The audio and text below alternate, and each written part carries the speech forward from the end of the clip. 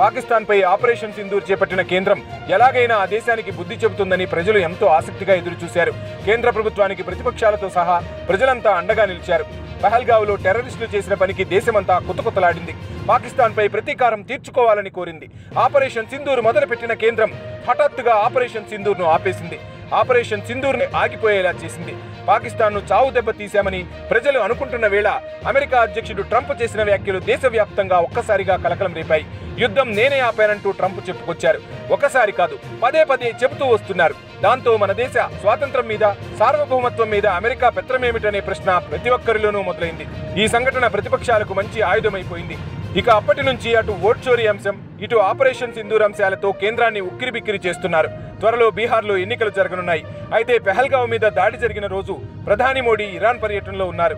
హుటాహుటిన దేశానికి చేరుకున్నారు. దానిపై సమీక్షా సమావేశాలు ఏర్పాటు చేస్తారని అందరూ అనుకున్నారు. కానీ మధ్యాహ్నం బీహార్కు వెళ్లి ఎన్నికల సభలో మాట్లాడారు. ఇక్కడే ప్రతిపక్షాలకు, ప్రజలకు మరింత ఆగ్రహం వచ్చింది.